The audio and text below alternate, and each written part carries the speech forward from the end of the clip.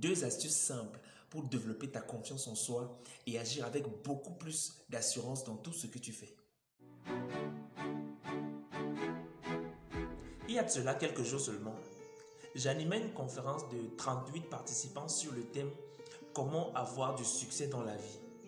J'ai introduit mon propos en posant 2 questions aux participants.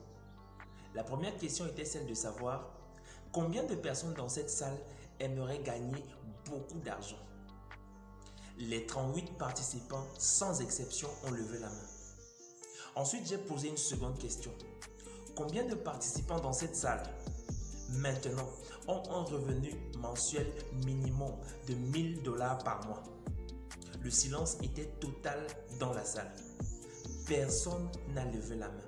Alors j'ai attiré leur attention en leur disant, avez-vous remarqué que si avoir du succès signifiait simplement gagner 1000 $ par mois, cela signifierait que dans cette salle actuellement, 100% de personnes veulent avoir du succès, mais 0% l'ont effectivement. Beaucoup de personnes dans la vie rêvent de devenir de meilleures personnes. Elles rêvent de s'améliorer, d'avoir une meilleure vie, d'avoir de meilleurs résultats, de gagner plus d'argent. Mais dans la réalité, très peu de personnes y arrivent effectivement. Quelle est donc la raison pour laquelle, malgré la forte aspiration des personnes à avoir quelque chose de meilleur, les réalités restent les mêmes? La réalité est toute simple. Il existe un fossé entre le rêve et la réalité. Et le seul pont qui peut permettre de passer de son rêve à la réalité s'appelle l'action. Si nous désirons quelque chose, si nous rêvons de cette chose, si nous aspirons ardemment à cette chose et que jamais nous ne nous levions pour passer à l'action en posant certains actes, en initiant certaines choses et en prenant certaines décisions, il est très probable que nous n'expérimentions jamais ce rêve. Ce rêve continuera à être un rêve et jamais une réalité. Ainsi, comme nous l'avons appris dans la vidéo précédente, plusieurs personnes ne passent pas à l'action à cause de la peur, à cause du manque de confiance. Elles ne sont pas certaines que ça pourrait marcher. Elles ne sont pas certaines d'avoir la capacité de le faire. Voilà pourquoi il m'a semblé bon de partager avec vous 4 astuces simples qui ont boosté ma confiance en soi et m'ont donné de passer à l'action pour amener mes rêves à la réalité. La première astuce que j'aimerais partager avec nous dans le cadre de cette vidéo est la suivante. Se détacher des mauvaises influences et s'exposer aux bonnes.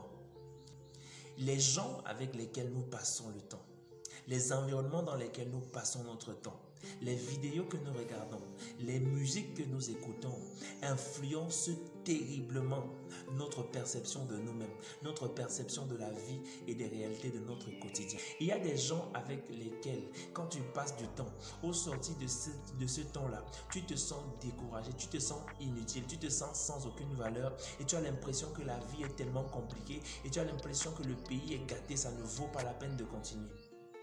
Il y a d'autres personnes que quand tu écoutes, tu te sens motivé, tu sens l'espoir naître à l'intérieur de toi, tu sens la conviction, la force se créer à l'intérieur de toi pour pouvoir te lever, avancer et faire quelque chose. J'avais un aîné très intelligent qui avait déjà accompli beaucoup de choses dans la vie. Et j'avais l'habitude de passer du temps avec lui. Je l'appréciais parce qu'il aimait beaucoup quand on l'appréciait.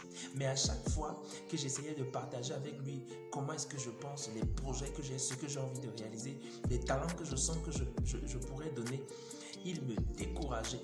Parfois, il me disait, ça c'est la plus bête des idées que tu n'aies jamais eues. Je ne comprends pas comment quelqu'un qui a fréquenté comme toi pourrait réfléchir dans ce sens. Chaque fois que j'essayais de lui partager mes projets, les choses que j'ai envie de faire, il les dégonflait et m'amenait à me rendre compte que c'est tellement insensé et c'est bête. J'ai réalisé que chaque fois que je rentrais du temps passé avec lui, j'étais découragé, j'étais bizarre, j'avais l'impression de n'avoir aucune valeur et même lorsque je devais prendre une décision, je me disais c'est mieux que j'aille lui demander ce que je dois faire. Donc j'avais une faible estime de moi et je le ressentais, je me sentais inutile, je me sentais tout petit, incapable de réfléchir. À un moment, j'ai eu à l'intérieur de moi à cœur de me décoller de lui, de me détacher. Et en me détachant de lui, je me suis attaché à un autre aîné qui lui était un développeur. Quelqu'un qui voyait en moi un talent, une compétence. Chaque fois que je faisais, parfois je faisais même mal. Mais il savait d'abord encourager ce que je fais et après il m'explique que bon, en fait, tu pourrais mieux faire telle chose. Tu pourrais même créer une page YouTube. Tu pourrais même faire telle chose. Tu pourrais même partager telle chose avec les gens. Et quand je sortais de mes rencontres avec lui, je sentais le feu à l'intérieur de moi. Je me sentais valorisé. J'avais l'impression que je peux y arriver. Je réalisais mes talents, mes compétences. J'avais envie d'aller lire un nouveau livre, d'aller faire de nouvelles recherches. J'avais envie d'aller faire une formation, ainsi de suite. Donc j'ai très vite constaté que lorsque je sortais de ma communion avec lui, lorsque je passais le temps avec lui, lorsque j'étais exposé à lui, quand je sortais de là, j'étais rempli de courage, rempli de force pour pouvoir aller faire ce que je n'ai jamais pu faire. Et j'ai très vite compris que il est important, très important, si tu veux avoir du courage, si tu veux avoir de l'assurance, de la confiance en soi, pour pouvoir passer à l'action, il est important de trier dans ton environnement les gens à qui tu t'exposes et de choisir de te détacher de ceux qui t'amènent à contempler tes incapacités, ce que tu as toujours manqué de faire, ce que tu n'as jamais su faire, pour t'attacher à celles qui t'aident à réaliser ce qui a été planté en toi et qui peut être développé et qui peut devenir quelque chose de meilleur.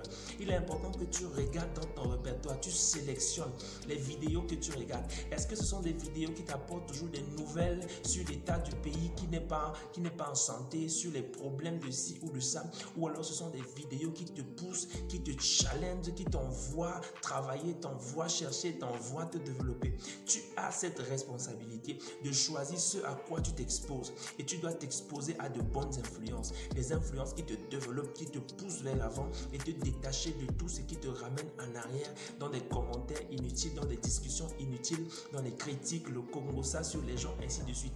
Donc si pendant que tu écoutes les vidéos que je poste, si pendant que tu regardes cette vidéo, tu te sens motivé, tu te sens encouragé, tu te sens comme voulant sortir quelque chose de meilleur de toi, tu ne dois pas hésiter un seul instant à t'abonner à la chaîne et à activer la notification pour ne manquer aucune des vidéos que nous allons produire. Pourquoi? Parce que ces vidéos sont en train de créer de l'assurance en toi, sont en train de créer de la confiance en soi, sont une bonne compagnie. Il faut t'exposer à ce genre de choses. La deuxième astuce que je voudrais partager, c'est le fait d'entreprendre de plus en plus de petites actions. Il est impossible de faire confiance à quelqu'un qu'on n'a jamais vu à l'œuvre. Une fois, je suis allé dans un village de mon pays et dans ce village, les transports étaient compliqués. C'était difficile d'avoir un véhicule pour sortir du village.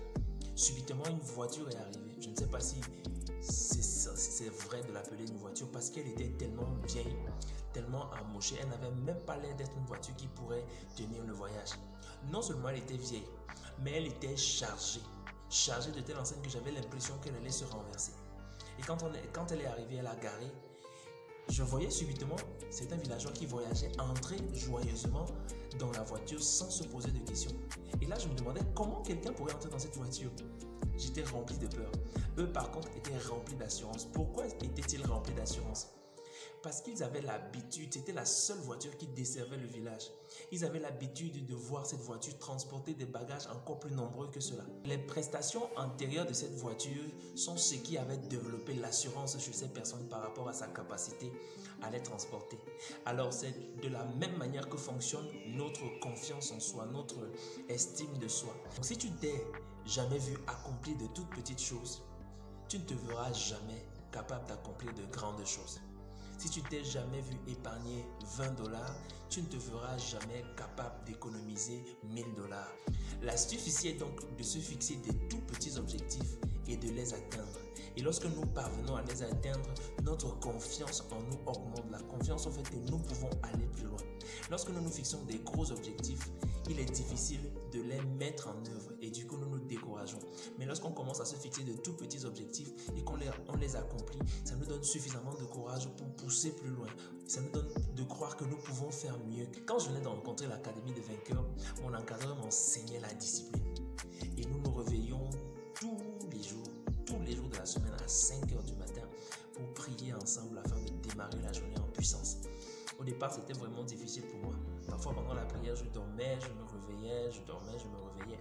Mais sur un bout de temps, je me suis stabilisé et c'est devenu quelque chose qui était déjà ancré en moi. C'était évident, c'était simple. Même si je dormais à minuit, je parvenais à me réveiller à 4 heures du matin. Et ça augmentait ma confiance.